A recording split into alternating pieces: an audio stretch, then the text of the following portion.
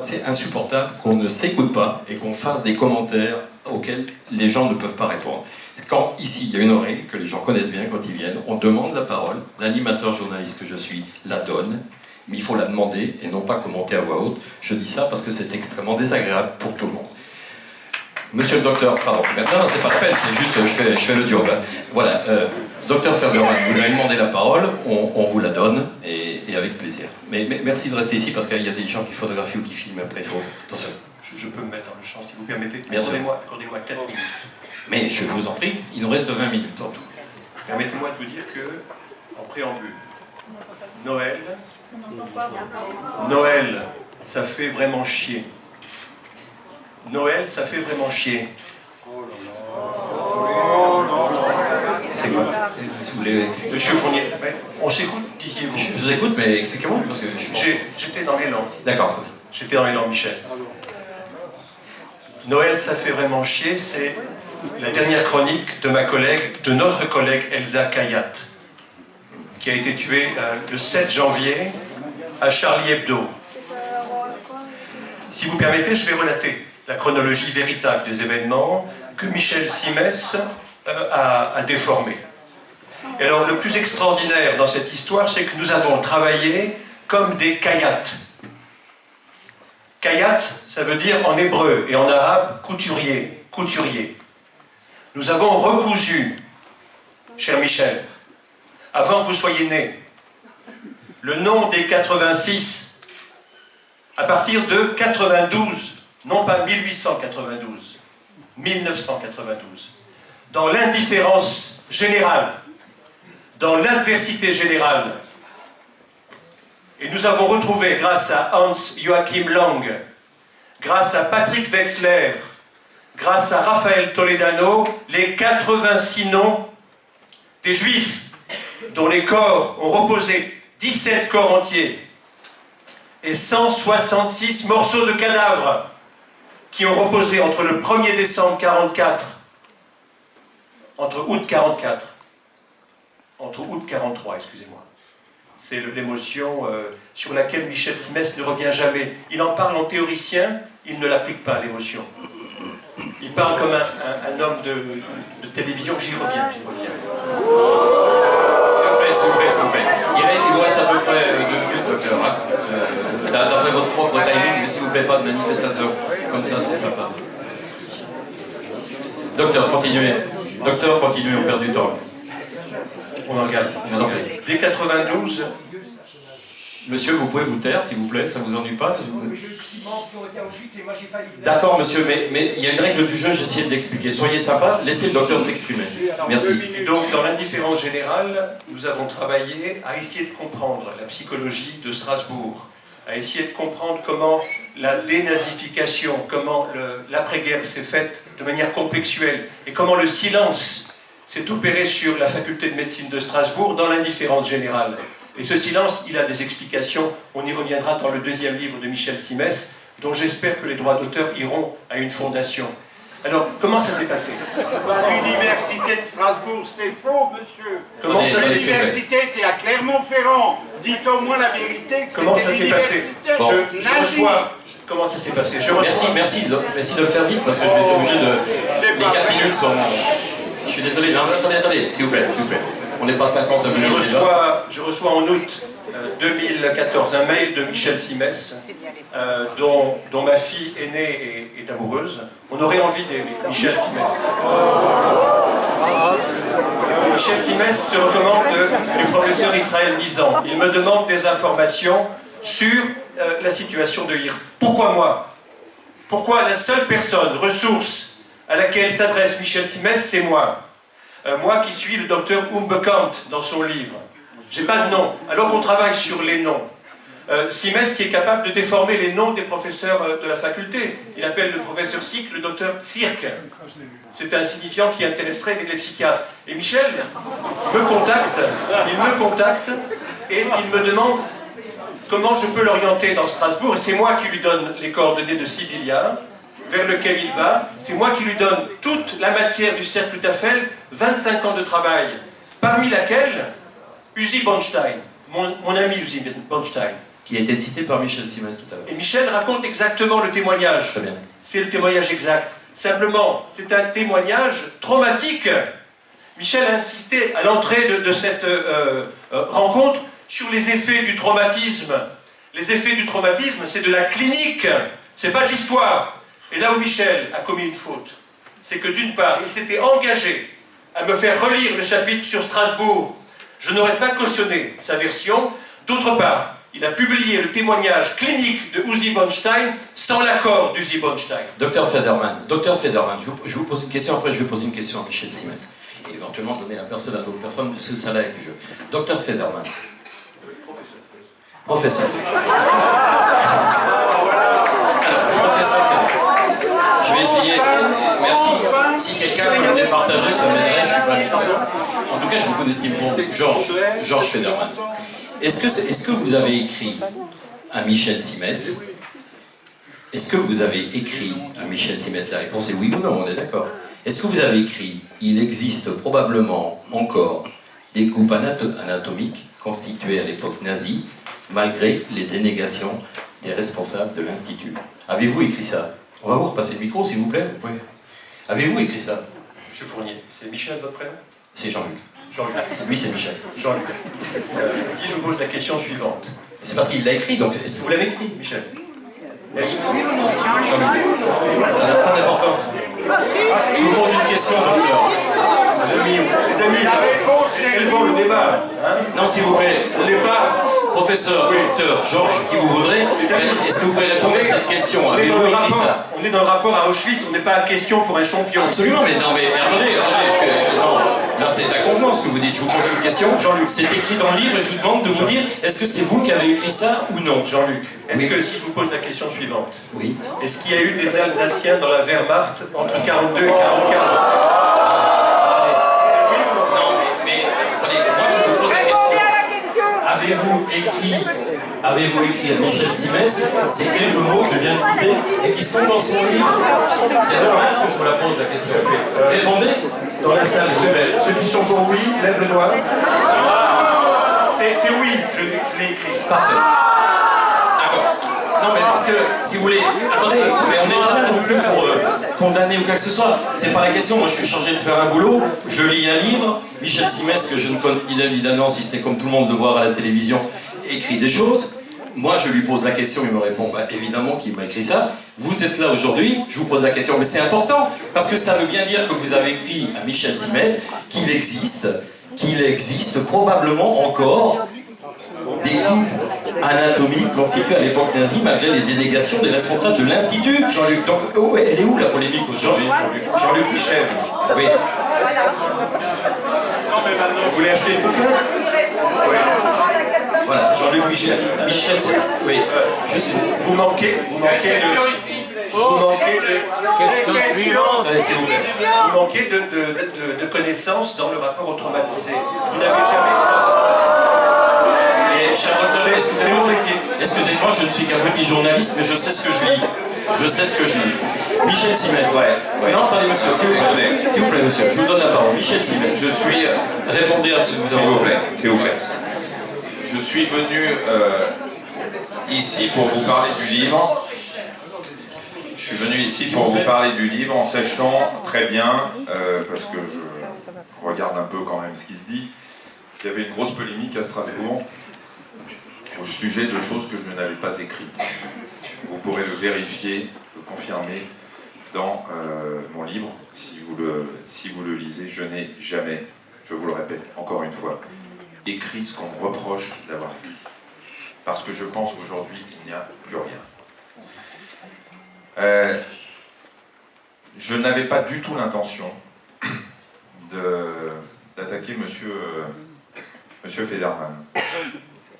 Parce qu'encore une fois, j'ai beaucoup de respect pour ce que vous faites et pour ce que vous faites depuis des années pour la mémoire de ces 86. Néanmoins, je reste un être humain. Et j'aime pas être attaqué sans raison. Alors effectivement, vous m'avez écrit, monsieur Federman, qu'il restait probablement des coupe anatomique constituée à l'époque nazie. J'ai le mail sous les yeux. Mais puisque vous m'attaquez et que vous m'accusez de déformer l'histoire, je vais aussi lire ce qui précède cette phrase. Je vais lire tout. Aucun élève d'aujourd'hui n'est au courant. Je ne vais pas lire parce qu'il est très long votre mail. Non, parce que, cher monsieur Simet, je viens de prendre connaissance, machin, le combat que je mène au sein du cercle d'accord. Non. Le sein. Je vais lire une seule phrase. Je vais lire une seule phrase, monsieur Federman, qui va peut-être. Vous allez peut-être pouvoir m'éclairer.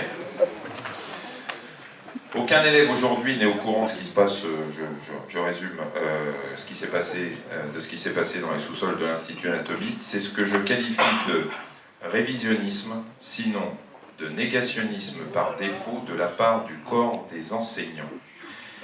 Ce corps des enseignants, vous étiez assis à leur côté il y a 2 jours, pendant la conférence de presse qui m'assassinait. Alors, je veux bien qu'on puisse retourner sa veste de temps en temps dans la vie.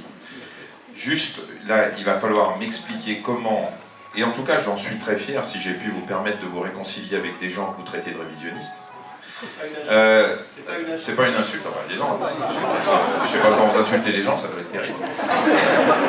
Donc écoutez, on va pas, encore une fois, vous savez, j'ai au-dessus de la tête mes 2 grands-pères, je me dis parfois qu'ils m'écoutent et que dans ce cas-là, ils me diraient, écoute,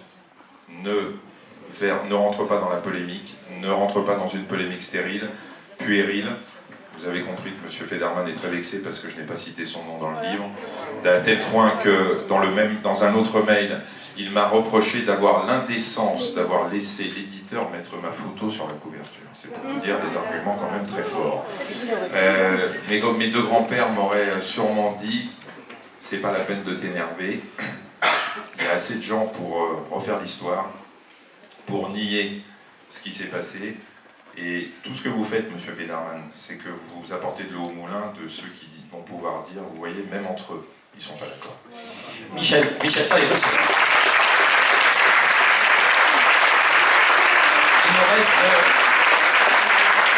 Il nous reste très exactement 7 minutes de débat. Non mais s'il vous plaît, monsieur, je ne vous donne pas la parole de façon automatique, dans la mesure où votre voisin qui semble être avec vous a parlé longuement, et dans la mesure où une jeune femme qui est ici demande la parole depuis bien plus longtemps que vous. Donc c'est inutile de me faire le procès de celui qui donne la parole et qui la veut. C'est pas ça du tout. Madame, je ne sais pas qui vous êtes, mais merci de prendre la parole. Je précise que, quel qu'elle soit, on arrête dans 6 minutes, donc des choses très courtes, s'il vous plaît, une expression très courte sur un sujet délicat, mais une expression très courte. Merci. Merci de nous dire qui vous êtes en même temps. Bonjour, je suis donc Frédérique Naudufour, la directrice du Centre européen du résistant déporté, qui est situé sur le site de l'ancien camp de Natzweiler-Struthof, où ont été gazés les 86 juifs dont nous parlons maintenant depuis 3 quarts d'heure. Vous êtes donc la personne à qui on a attribué le prix du Club de la Presse. Voilà. Récemment, oui. ça.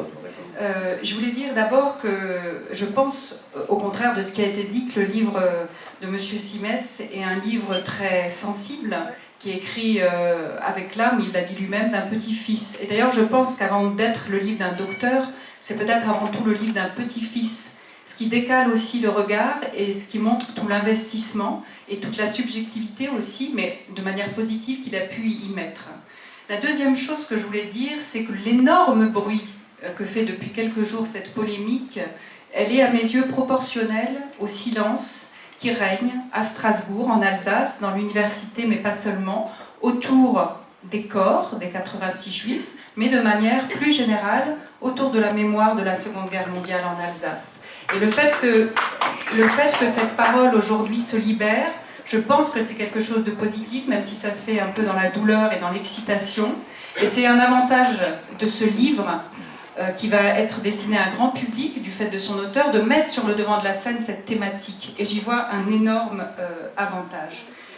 La dernière chose que je voudrais dire, c'est que puisqu'il y a polémique, on ne peut pas le nier, hein, il y a des réactions de la part de l'université, de la part du cercle Menachem Tafel, qui accomplit un travail par ailleurs remarquable pour faire connaître cette histoire, moi je serais extrêmement intéressée que se mette à cette occasion en place une commission d'enquête ou un groupe de travail ou quelque chose de moins informel entre l'université, le cercle Menachem Tafel, le Centre européen du résistant déporté, qui a un conseil scientifique composé d'historiens émérites, et que on se mette à travailler au sujet de ces corps, voir où sont les archives, s'ils ont été transportés, il y a des papiers, une administration laisse des traces, qu'on puisse faire une enquête, qu'on la publie, qu'on la livre aux Alsaciens et aux Français.